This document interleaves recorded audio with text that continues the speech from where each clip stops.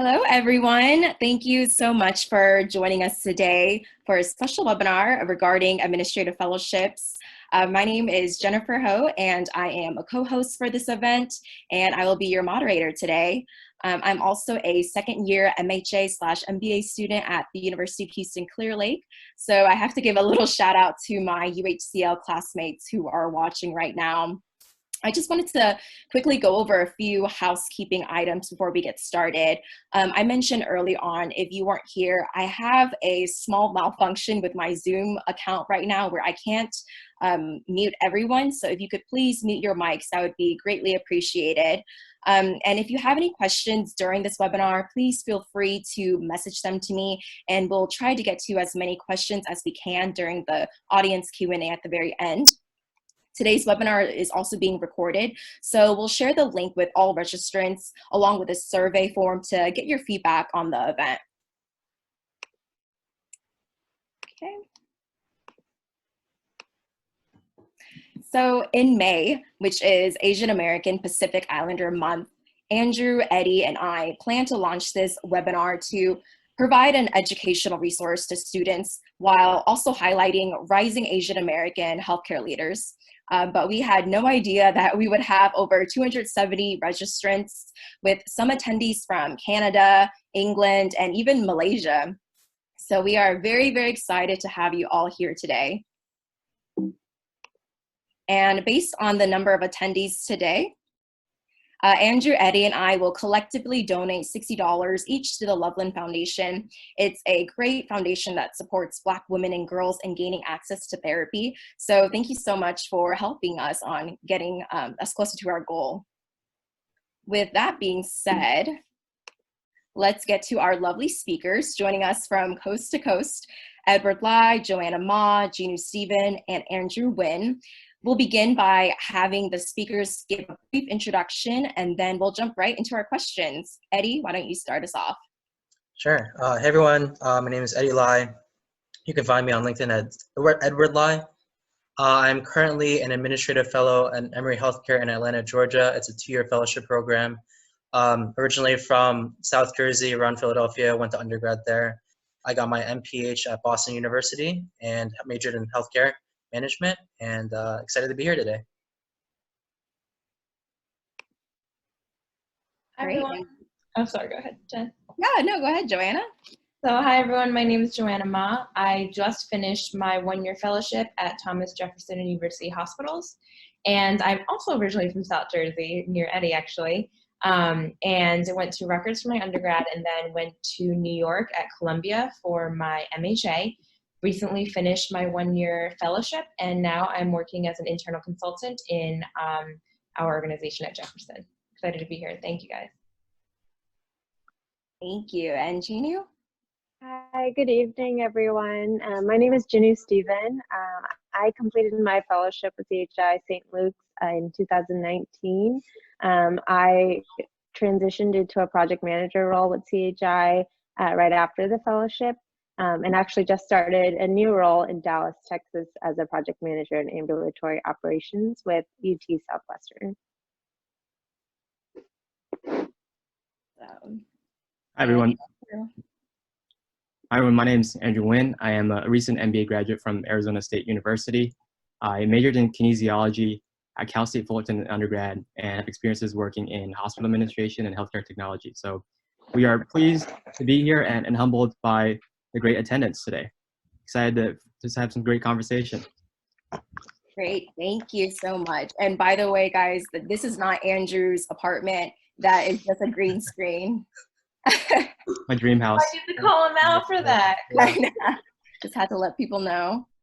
All right, so for those of you who don't know, in a nutshell, many hospitals and health systems in the US offer a 1 to 2-year fellowship to recent MHA, MPH, or MBA graduates. Fellowships allow aspiring healthcare administrators the opportunity to learn from a hospital senior leadership team through project and rotation exposure. And it's extremely competitive because each hospital only selects a handful of fellows each year, and the requirements to apply may vary. So we're hoping that this webinar gives students a better grasp on how they can stand out as a strong applicant. So let's get started on the questions. The first question, what were you looking for in a fellowship program while applying? Andrew, since you recently finished the fellowship process last fall, do you want to start us off? Yeah, sure. So I am an incoming administrative fellow at Kaiser Permanente. And when I was applying for different fellowships, I basically focused on three things during the process. So first one was inclusion, second one was innovation, and third criteria was impact. So these ideals, these principles are really shaped based on my experiences in undergrad and graduate school. So when I was at Cal State Fullerton, we were the #1 school in graduating with Hispanics and Latinos, and the number two school in the nation in graduating underrepresented students. And because of my research there, I really wanted to focus on healthcare disparities and finding a way to achieve healthcare equity. When I was at ASU, we were #1 in innovation, and I got to really learn about how we use healthcare technology to reduce healthcare disparities. And you know, it's innovation and inclusion are really hot words that people use these days, but you can't do much with those two just by themselves. You have to combine the two to find a way to make impact. And when I was looking at different fellowship programs, I wanted to find a way to marry the two and be able to join an organization that allowed me to make an impact with the values that were important to me. And as an incoming fellow with KP, they really focus on diversity and inclusion and really innovative methods on focusing on social determinants of health. So those were pretty much the main criteria that I used during my fellowship application process. And I'd actually just add to what Andrew said as well.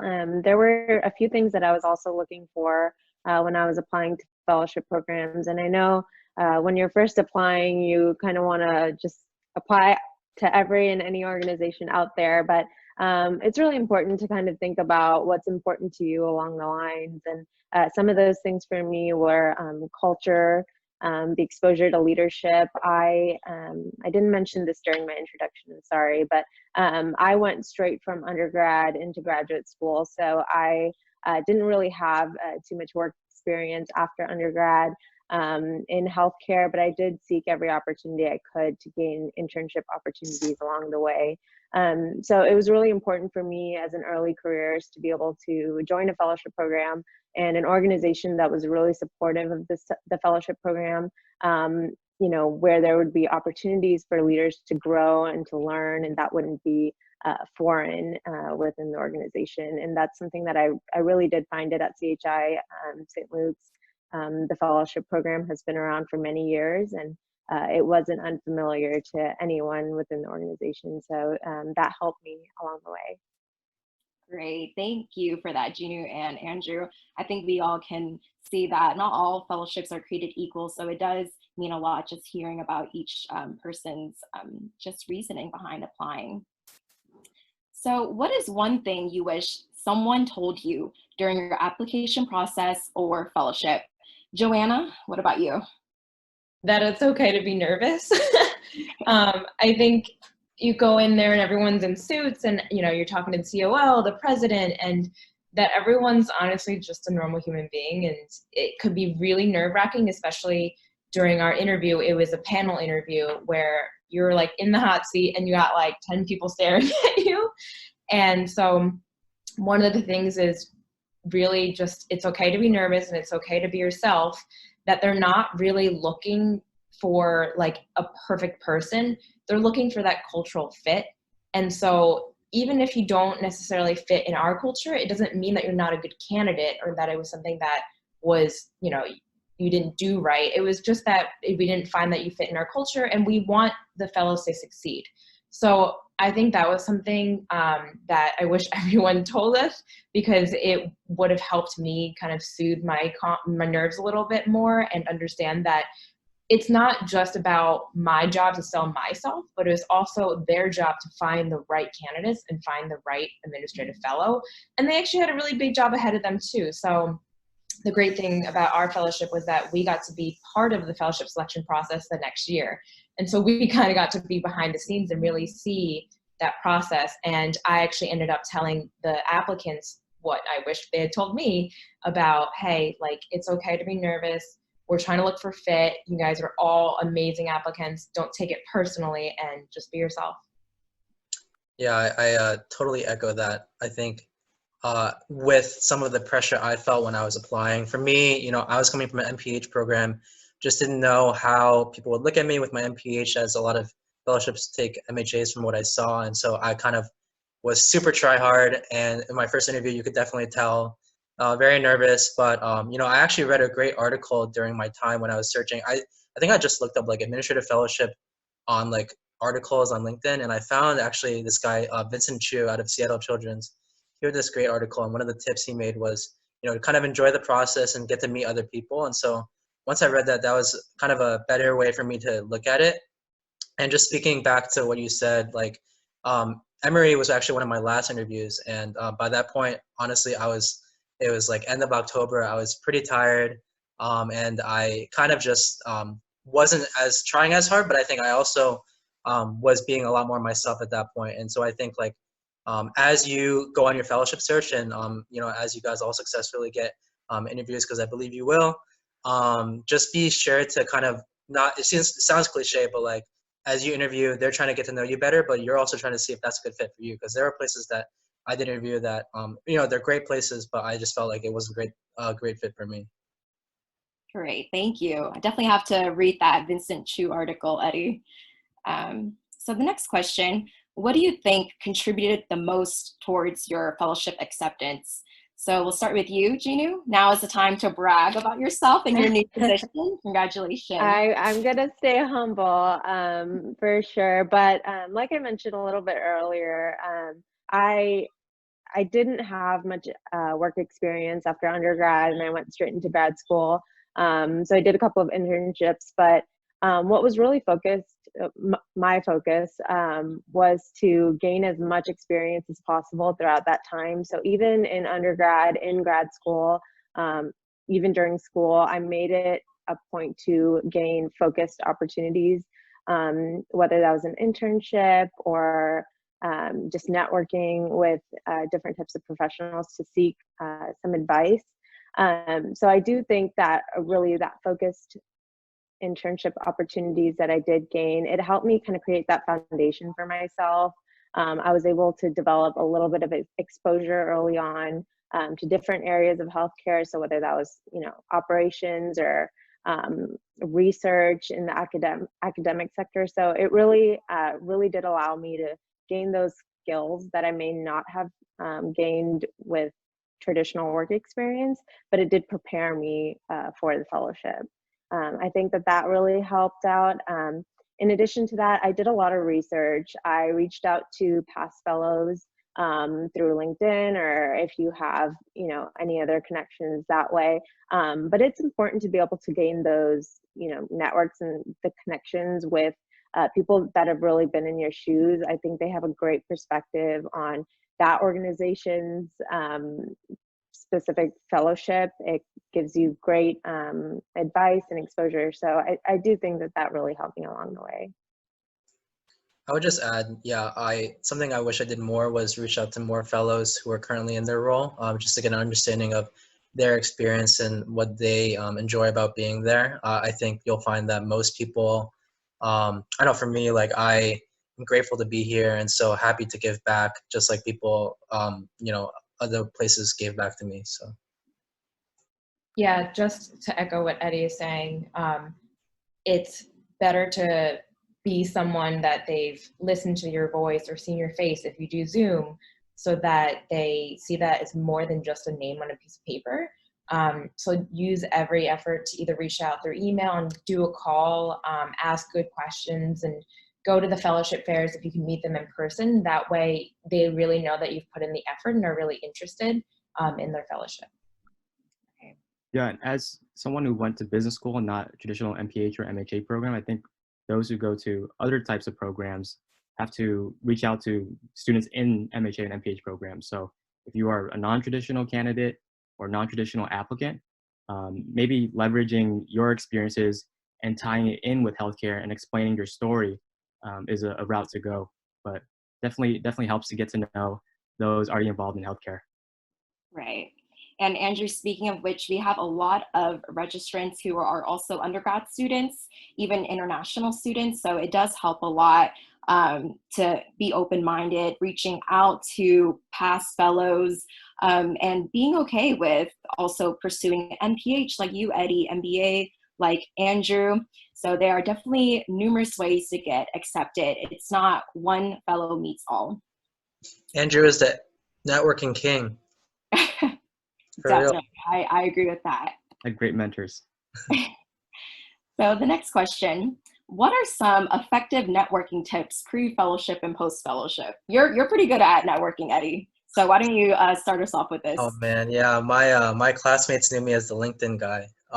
So I have a philosophy about LinkedIn. Okay, so if you're gonna have a LinkedIn, you better use it. And so I think like I probably spent more time. I'm pretty active on LinkedIn now, but I spent more time on it, when I was a student, because I think I was kind of researching different people, seeing what their background and what they did, and even like their paths after fellowships, to see kind of what kind of way that I could follow and structure the way I was doing my graduate experience. Similar to Jinu, I had one gap year in between undergrad and grad school, so I didn't have much experience. So I tried to diversify all the experiences I could while in grad school. But I would say, use your LinkedIn. One big thing for me is whenever I added someone, there's an option to like add with message. So definitely pro tip, use that, just because sometimes people, I know I do sometimes, I'll get like requests and not have any messages. So it's just harder for me to get to know them. But if they send a message, even just like hey, I found you via this or that, would love to get to know more, or just connect for later. I'm always happy to accept those, better than just strangers that I might not know otherwise. So that's one way. I would say take advantage of your school's programs. In Boston, we had not just in our school, but we had Harvard, MIT, things like that. So and it would be a little bit scary sometimes. I would be the one student from my program who would go, but I would get to use that time to meet all different kinds of people from different backgrounds. And I would say now post-fellowship, well, I'm not really post-fellowship, but during fellowship, I think it's kind of nice now because people will find me because they'll search up admin fellow.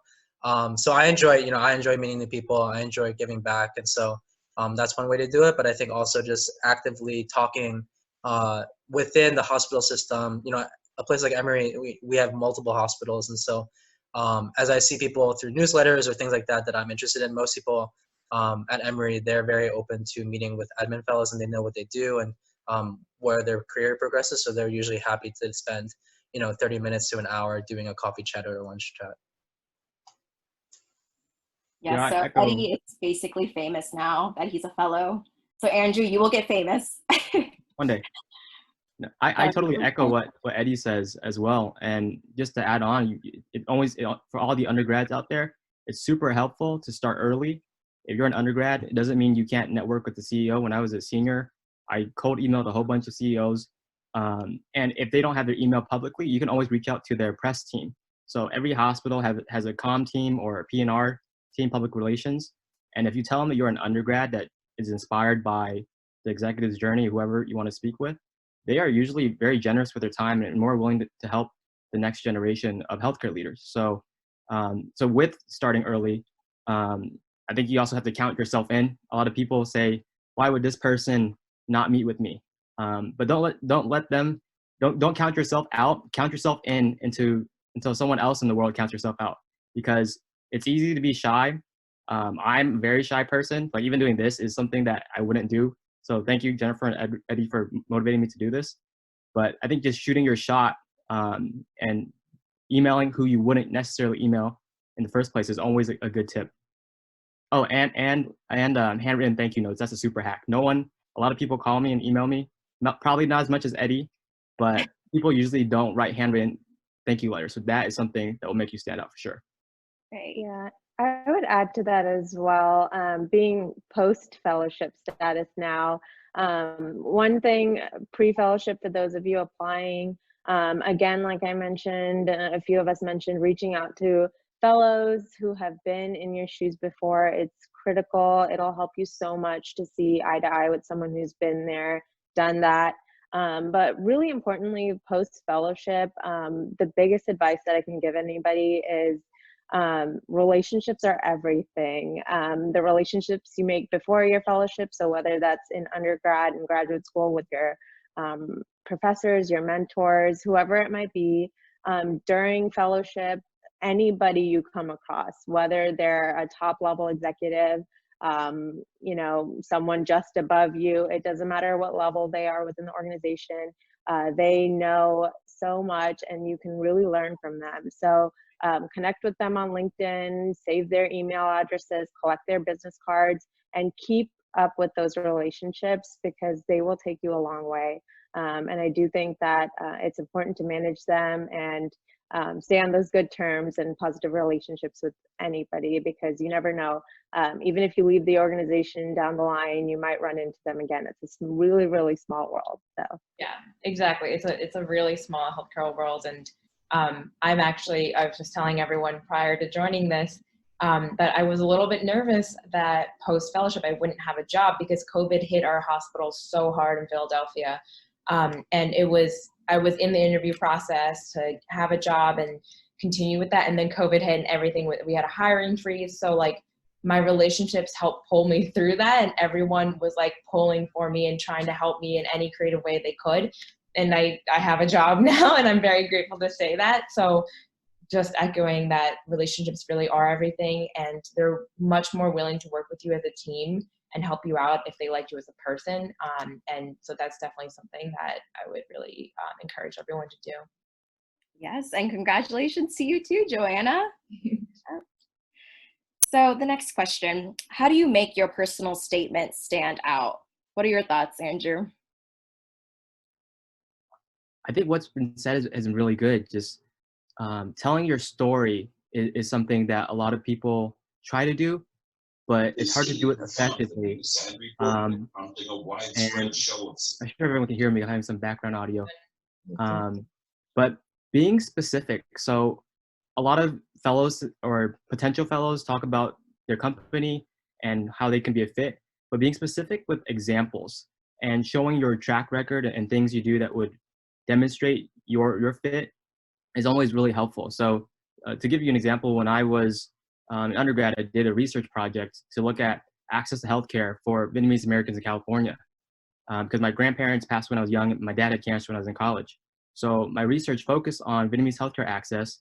And through my research, I found out that Vietnamese Americans had the lowest access to healthcare out of all Asian American subgroups. And the biggest population of Vietnamese people outside the country of Vietnam is in Orange County, where I grew up and went to college. So when I applied to organizations in the area, I looked at places where these people would go, the people they interact with, and then the leaders of those organizations. So when I wrote my personal statements, I specifically wrote about the leaders I wanted to work with, why I wanted to work with them, and how I could make an impact. So again, combining those ideals of inclusion and innovation and telling my story throughout with specific details was very helpful. Yeah, I think this kind of ties back to when you're looking for a fellowship, how to kind of make your decision and narrow it down. There's tons of fellowships. NAFCAS is open now, that the kind of central application process, and additional to that, other fellowship sites have their own websites. But I think, you know, as you look at it and as you look at their websites and as you kind of narrow down the type of organization and place you want to go to, that'll also help you just better tailor your personal statement, because truly, like, if you want to go there, it'll come out through your personal statement. And I would suggest, you know, this is common sense too, but, you know, just get some eyes on it. Talk to your program directors if you're in a graduate program, you know, get some advice. But I think usually just do your research and make sure, you know, why you genuinely do want to apply to that place. yeah, I would add to what Eddie said as well. So I have been on the side of applying to organizations for the fellowship. I've also been on the other side too. And when I was on the other side, something I definitely realized, as much as you know, you have to think about it from that side and that perspective, is that they are getting hundreds of applications from individuals who want the same opportunity as you, and who are also as qualified. So you have to be able to, in your personal statement, whatever the requirements might be, really tell your story. Tell them what makes you unique, what skills do you have that will contribute to their organization. And again, do your research on the organization. If you're going to apply to several of them, make your personal statement unique to that organization, because they want to know why you want to be there. And they want to know what skills, what experience you have along, during your time and the past couple of years, what you've developed that will contribute to them. And you'll find this along the process. It doesn't just stop at the personal statement, and it carries through the interview. But always ask yourself the question: what is it about this organization that stands out to me, and how can I contribute? Yeah, definitely do not make cookie cutter personal statements. Do not write the wrong organization in there. We've had that happen, and it's not a good look. So that's all I'll say. Right. So it looks like all of you spent hours and hours on your personal statement. Got it.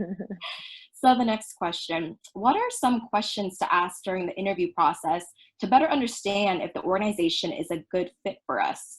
What do you think, Joanna? So personally, when I was looking at an organization and looking to see if it was a good fit, I asked them what their retention rate was of the fellows, because I wanted to see that it wasn't just something where they stayed for 1 year and they signed the contract and then they got into the organization and realized it wasn't for them. So they actually have, so I'm from Jefferson, and we have such a good retention rate that I think it's like 80% since in the past like 5 years that we've kept, and the only people who have left were due to like personal issues or like family moving and things like that. So I think looking at the people and seeing that they like to work there even after a really stressful year of a fellowship, and that they've continued to find growth and opportunities there, was something that I could see myself fitting into, and knowing that an organization is there to keep me there, not just have the fellowship as something that's prideful and that they have, but they actually want to invest in leaders that are young like us.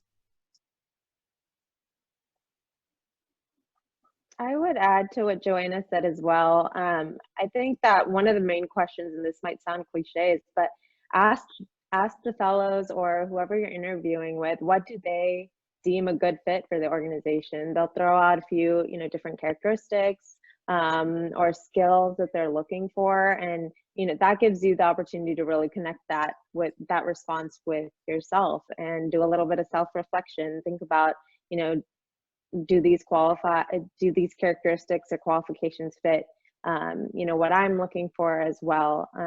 I would ask really important questions, dig deep into the company's culture. It really is a huge deal into the way that things operate within the four walls. No health system or organization is the same.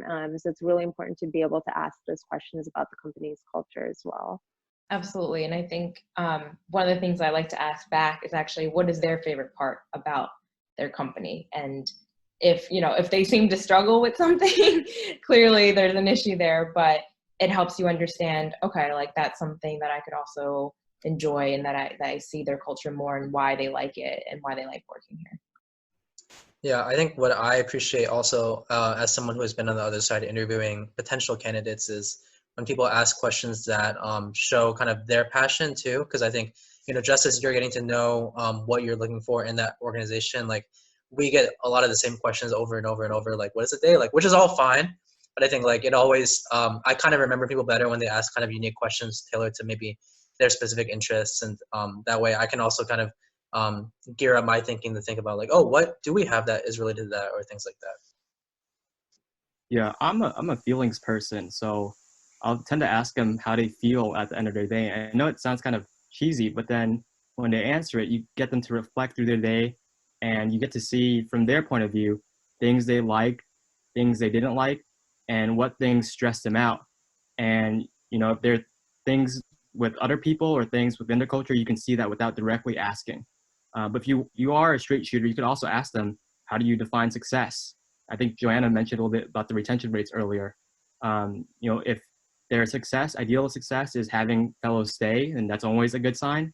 But if they have fellows transition out to other organizations, then that might not be a good sign for you. So just asking questions about how they feel has been really helpful for me. Definitely will keep these questions in mind. Now, what are some interesting projects you've done during your fellowship? I think you might have an interesting perspective on this, Eddie. I'll give three different areas. So one of the ones that I worked on this past year was I was in the Office of Quality at Emory, and love the group. It's a system level group, and they only became kind of a department fully in the past couple of years as we got a new VP of Quality who I precepted under. And so one of the things that I did that I think was a little bit unique was, we have two tracks at Emory, operations and strategy track, which is one track, and then a finance track. However, the fellowship does a good job in investing in its fellows and tries to get some cross-skill interaction. And so one of the things when I first went into quality department, I said was, I want to get some budgeting experience. And so they gave me kind of a small assignment with allocating some money in their budget for the new fiscal year. But then when I was looking at kind of their process, I noticed that, this is a little bit outdated. It could be improved upon and I interviewed like people who interacted with the system that they used, and it was an internal system within the quality department. And so what I did was use some of the tools that I had via Emory and made a new tool, and I really enjoyed that because I got to propose that basically from birth, and it's still going. So we're going to a new fiscal year, so I'm excited to see how that continues to be used. And so that's one of the projects. Another one was I'm very into innovation, just like Andrew, and one of the projects that I'm on is kind of project managing and being the liaison between Verily, which is Alphabet, the parent company of Google, and Emory for a project. I can talk about it because it's public now. But yeah, so they're kind of working with their data teams and our clinical teams. But I like to talk about that one because that was a project that I actually wasn't on, but then I just was interested, and so I went to my preceptor during our one-on-one one time. One of my other preceptors this past year was the chief medical officer of Emory, and I was like, hey, I'm very interested in, as you know, I'm very interested in innovation. I'm very interested in this opportunity. Can I get involved? And he said, yeah, go ahead. And so I'm kind of the liaison now between those two groups. And finally, because of COVID, and you'll learn this as you guys apply to fellowships, they really would like people to be flexible, and that's even without a pandemic going on. But for the past couple months, because a lot of my projects got put on pause because of COVID, I was helping lead a team of around 30, helping get supplies, PPE from vendors and donors to our frontline providers. So that was a very unique opportunity that wouldn't have been here otherwise. You sound very busy, Eddie. Does anyone else want to add about any interesting projects, COVID related, or even during your fellowship? Yeah, Jennifer, I'll go ahead and add a few. One thing I will add, a project related when it comes to the fellowship programs. Do not be surprised if you get assigned or voluntold to do a project that you probably have no experience in whatsoever. I got tasked with kind of spearheading and managing an IT related project, and I'm far from tech savvy at all, but it was a great experience. I got to assist with rolling out the Tiger Connect application. If any of you are unfamiliar with it, it's a secure, HIPAA compliant texting platform, that we rolled out at our flagship hospital for all of our providers. So it was a really unique opportunity. I learned a lot about the application. Even in my last few months at CHI, I got pulled back into that project as they were expanding across the division. So it was really a unique opportunity. It was very exciting. I learned a lot. Another project during the latter part of my fellowship, I got the chance to work in the ambulatory sector. I wasn't sure exactly halfway through what route I wanted to take. I did a lot of my rotations and projects in the inpatient side at first. And then once I started working with our medical group, I really got excited by ambulatory operations. It's led me to my role post-fellowship and into my current role now. I'm still in ambulatory. So that project was really unique. We really focused on performance improvement measures for all of the practices, primary care and specialty, on a variety of metrics, really, just to make our access better for our patients and a better experience overall. And Joanna, did you want to add a few things before we go to the next question? Sorry, I'm skipping you, Andrew, but I know you're going to have a lot of projects, interesting ones next year, or whenever you start this month, actually. Yeah, starting soon. So our fellowship is structured through an operational excellence team, and which includes your preceptors, which mine was a COO, as well as there was a vice president of operations down in South Philly. And we have 5 different buckets that we work in, including quality and safety, finance and operations, people, service. I'm forgetting one. I'll remember it in a little bit. And so in each of these buckets, we get a project in. Growth, of course. So programs that we want to grow. So my biggest ones that I worked on was growth, and we were actually working on a merger with Fox Chase Cancer Center. And so I was intimately involved in that and trying to make more inpatient bed capacity by moving part of our BMT program, bone marrow transplant, outpatient. And I knew nothing about bone marrow transplants, and I had to learn a lot of medical terminology, and the physicians were very patient and willing to teach me. And unfortunately, as you guys might know through the news, we actually canceled that merger because of COVID. It was just financially too much for us at this time, and who knows if we'll try again later, but right now was not the right time. But none of those kind of efficiencies went to waste. We still implemented them and made our own program more efficient. So that was one of my favorite and biggest projects. And then during COVID, as soon as COVID hit, the PA state decided to make everything electronic for any deaths that were COVID related. And at that time, we were all still on paper.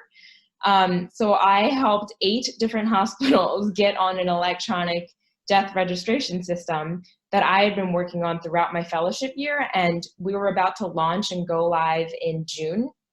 And we had to speed it up. It was March, and they're like, this has got to happen. So we sped everything up, and it kind of drove my project actually faster. And the rest of our sister hospitals, I worked in one division, but the rest of our divisions were like panicking and like, oh my gosh. And like, don't worry, like we have the whole process. We have training. We have like people who can give you accounts. We have password assistance. There's a lot of little intricacies that we had to work out. And so I helped instill that in all of the 8 hospitals. But then because I was a part of that, I got wrapped up to like everything death related, which wasn't the most pleasant of topics. And it's not like, I guess, a sexy topic to be working on, but it was definitely something that was impacting patients and families, and making sure that their families were able to get their loved ones out of there safely and quickly. So I got involved very deeply in the morgue process and how patients are handled after deceased and what are all the touch points. So that was definitely a rewarding project, and one of the biggest ones that I worked on as well during COVID. Great. So we're gonna try to speed up our last 3 questions so we can get to the audience Q&A. But for the audience, if you have to leave early or if you can stay a little bit later, if we are gonna go over time, then feel free to stay as well. So in both your fellowship recruitment process and fellowship work experience, how do you manage your work-life balance, if any? Jinu, do you want to start us off? Sure. So I don't know if I'm the best person to speak on work-life balance, to be honest with you. But I definitely did learn a lot during my fellowship and after relative to work-life balance. And the best advice that I can give you is as a fellow, you will likely be thrown several different projects at one time, whether they're big or small. And I know that in, a 1 year's time or 2 year, depending on what kind of fellowship you do, you're going to want to say yes to everything. But I think it's really important to bring those project lists that you get, anything that's proposed to you, to your executive sponsor, or your fellowship lead, whoever that might be, and really vet through these projects and lists so you don't overwhelm yourself.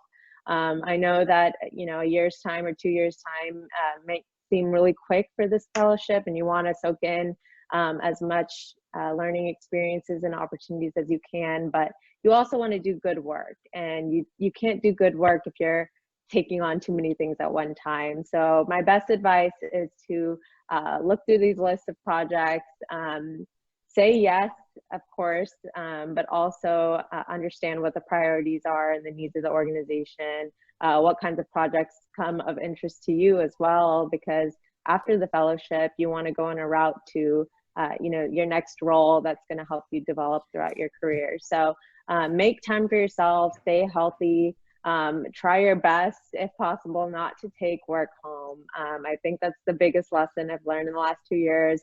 I stayed late at work. I brought work home, and it did not serve me the best at all times. So I really would advise you to take care of yourself, say yes, you know, soak in, be a sponge as much as you can.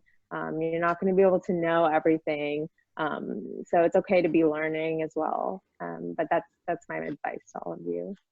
Right. And definitely at this time, I think all of us have to take care of ourselves.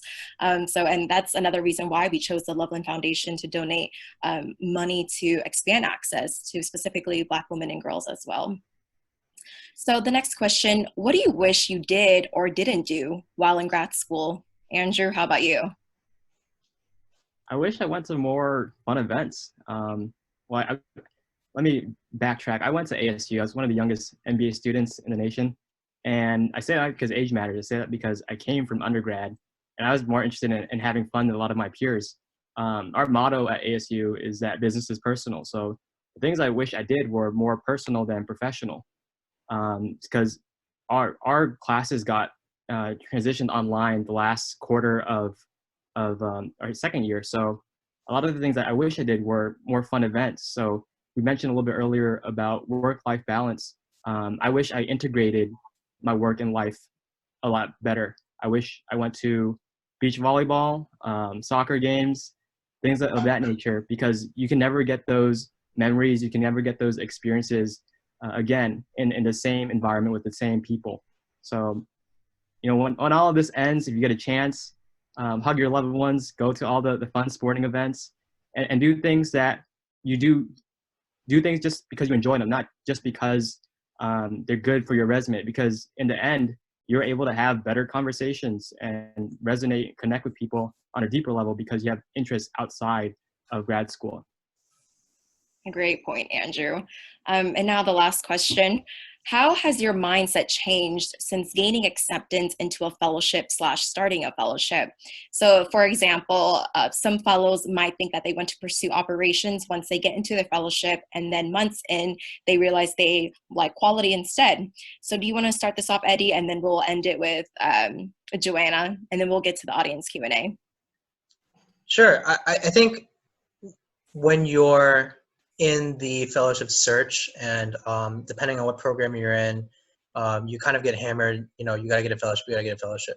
And I think, you know, I really value my fellowship, but seeing some of my MPH classmates who did also apply to fellowships, but, you know, kind of were really upset they didn't get them or whatever, but they have great jobs otherwise. So I think, you know, I know some programs do require it for graduation, but it's not the end all be all. However, one thing that I always have to keep in perspective is that being a fellow is not like your normal entry-level job out of grad school. I think I forget that like I'm on a first name basis with a bunch of leaders in our system at the same time while being entry-level. So, you know, I'll be working with people, and I'll be like, oh, I'm gonna go see so-and-so. They're like, you talk to so-and-so? I'm like, oh yeah, like we hang out all the time, right? I think like that is something that I take for granted at times. And so I would say that like, both as you kind of meet the different people, take it with a healthy dose of like wisdom and prudence, but also kind of enjoy that time, and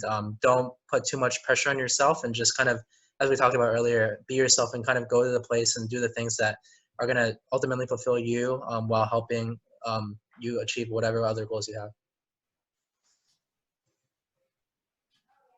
So I think what Eddie said was really accurate. And sometimes, yeah, with working with such high leaders and being young, you have to be careful about that balance of professionalism.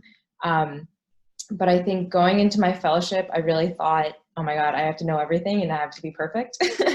Because they described it as like a year-long interview. And I was like, I thought I just interviewed.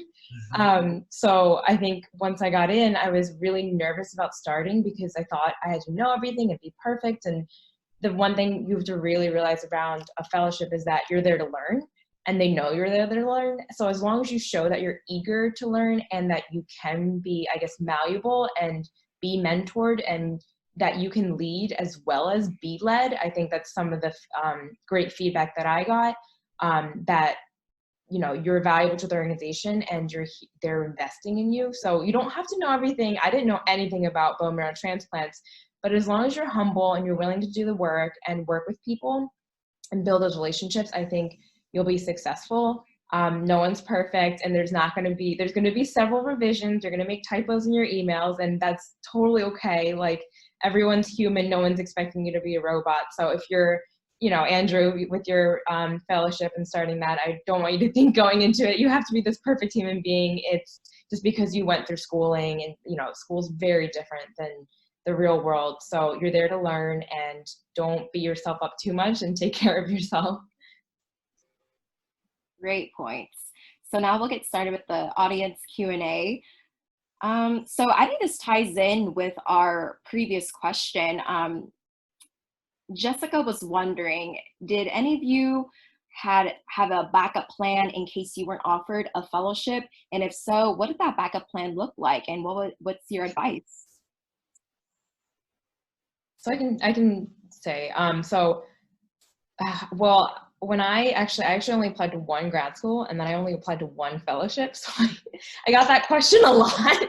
Wow. No, I was very lucky that it all worked out both times. So I got that question a lot. And honestly, the fellowship program is so early on that it gives you time. And that's why I think it's great about it, the structure of it, that you apply early on. You kind of get to know if you got an acceptance or not by like October, like latest, like November. So it depends on I know through NCAS, there's like a certain date that everyone gets a decision. So Jefferson actually does it through just email and our portal ourselves. So it just depends on the timeline. But it gives you enough time to find a full-time job if you know that this opportunity is kind of lost. So I was planning on kind of, if I didn't get it, just continuing on a full-time, like entry-level position and building from there. I was the complete opposite of Joanna. I applied to many grad schools because I didn't know my chances.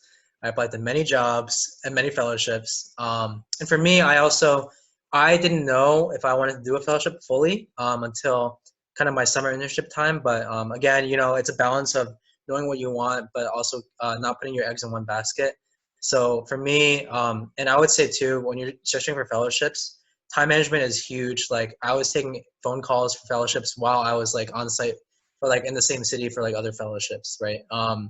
But I had literally the day after I got my Emory offer, a consulting firm I had been interviewing with gave me an offer next day. So I kind of had to decide between the two. So I would say kind of keep your options open, but kind of know what you want as well, and see where it goes. Right. So the next two audience questions, it's going to be related to diversity and inclusion, and that was the premise of this webinar. So Fina is wondering, how do you navigate the political waters of your organization as fellows and especially as minorities?